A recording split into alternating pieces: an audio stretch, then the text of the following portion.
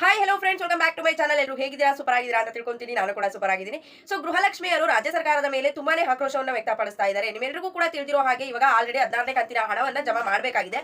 But ಇಲ್ಲಿ ಹಣವನ್ನ ಜಮಾ ಮಾಡೋದಕ್ಕೆ ಸರ್ಕಾರ ಯಾವುದೇ ರೀತಿಯಾದಂತಹ ಹೊಸ ಅಪ್ಡೇಟ್ ಗಳನ್ನ ಕೊಡ್ತಾ ಇಲ್ಲ. ಆದ್ರೆ ಬಸ್ ಟಿಕೆಟ್ ದರವನ್ನ ಹೆಚ್ಚಳ ಮಾಡ್ತಾ ಇದೆ, ಮೆಟ್ರೋ ದರವನ್ನ ಹೆಚ್ಚಳ ಮಾಡೋದಕ್ಕೆ ಮುಂದಾಗಿದೆ, ಹಾಲಿನ ದರ ಕೂಡ ಹೆಚ್ಚಳ ಮಾಡೋದಕ್ಕೆ ಮುಂದಾಗಿದೆ. ಸೊ ಇದ್ರ ಬಗ್ಗೆ ನಿಮ್ಮೆಲ್ಲರಿಗೂ ಕೂಡ ಓಲ್ಡ್ ವಿಡಿಯೋದಲ್ಲಿ ತಿಳಿಸ್ಕೊಟ್ಟಿದ್ದೀನಿ.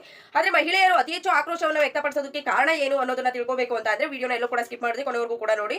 ಜೊತೆಗೆ ಈ ಒಂದು ಮಾಹಿತಿಯನ್ನ ಆದಷ್ಟು ಶೇರ್ ಕೂಡ ಮಾಡಿ. ಬನ್ನಿ ಫ್ರೆಂಡ್ಸ್, ವಿಡಿಯೋನ ಸ್ಟಾರ್ಟ್ ಮಾಡೋಣ. ಸ್ಟಾರ್ಟ್ ಮಾಡೋದಕ್ಕಿಂತ ಮುಂಚೆ ನೀವೇನಾದ್ರೂ ಹೊಸದಾಗಿ ನಮ್ಮ ಚಾನಲ್ ನೋಡ್ತಾ ಇದ್ರೆ ಸೊ ಪ್ಲೀಸ್ ಬೇಗ ಸಬ್ಸ್ಕ್ರೈಬ್ ಮಾಡ್ಕೊಳ್ಳಿ. ಇದ್ರ ಜೊತೆಗೆ ಏನಾದ್ರೂ ಫೇಸ್ಬುಕ್ ಪೇಜ್ ಅಲ್ಲಿ ಏನಾದ್ರೂ ವಿಸಿಟ್ ಮಾಡ್ತಿದ್ರೆ ಸೊ ಅಲ್ಲೂ ಕೂಡ ಫಾಲೋ ಮಾಡಿ, ಲೈಕ್ ಮಾಡಿ, ಕಮೆಂಟ್ ಮಾಡಿ, ಶೇರ್ ಮಾಡಿ, ಜೊತೆಗೆ ಸಪೋರ್ಟ್ ಮಾಡಿ. ಯಾರೆಲ್ಲ ಫಾಲೋ ಸಬ್ಸ್ಕ್ರೈಬ್ ಮಾಡ್ಕೊಂಡು ಸಪೋರ್ಟ್ ಮಾಡ್ತಾ ಇದ್ರೆ ಎಲ್ಲರಿಗೂ ಕೂಡ ಹೃದಯಪೂರ್ವಕ ಧನ್ಯವಾದಗಳು. ಎಸ್ ಫ್ರೆಂಡ್ಸ್, ನಿಮ್ಮೆಲ್ಲರಿಗೂ ಕೂಡ ತಿಳಿದಿರೋ ಹಾಗೆ ಗೃಹಲಕ್ಷ್ಮಿ ಯೋಜನೆಯ 16ನೇ ಕಂತಿನ ಹಣವನ್ನ ಇಲ್ಲಿ ಬಿಡುಗಡೆ ಮಾಡಬೇಕಾಗಿದೆ.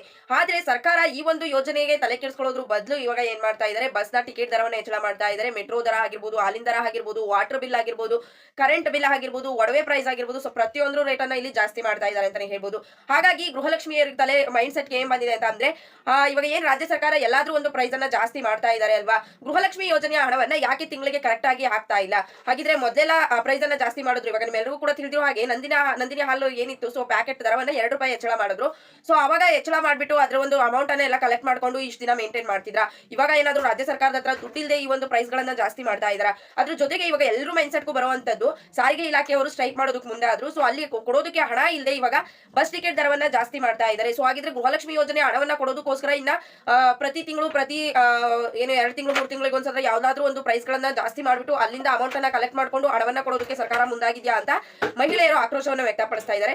ಯಾವ್ದ್ರ ಒಂದು ಪ್ರೈಸ್ ಅನ್ನ ಜಾಸ್ತಿ ಮಾಡಿದ್ರು ಕೂಡ ಇಲ್ಲಿ ಕರೆಕ್ಟ್ ಆಗಿ ಪ್ರತಿ ತಿಂಗಳು ಗೃಹಲಕ್ಷ್ಮಿ ಯೋಜನೆಯ ಹಣವನ್ನ ಕೊಡ್ತಾ ಇಲ್ಲ.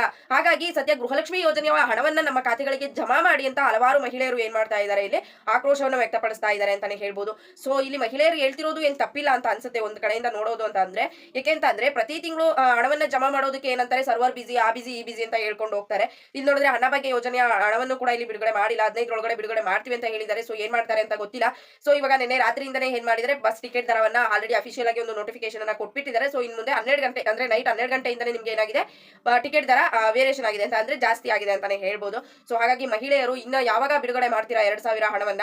ಸೊ ನಮ್ಮ ಪ್ರಕಾರ ಹೇಳೋದಾದ್ರೆ ಈ ಒಂದು ಯೋಜನೆಗಳನ್ನ ಕೊಡದೇ ಇದ್ದಿದ್ರೇನೆ ಚೆನ್ನಾಗಿತ್ತು. ಸೊ ಬಡವರ ಸರ್ಕಾರ ಅಂತ ಅನ್ನೋರು ಯಾವುದೇ ಒಂದು ಪ್ರೈಸ್ ಆದ್ರೆ ಕಡಿಮೆ ಮಾಡ್ಬೇಕು.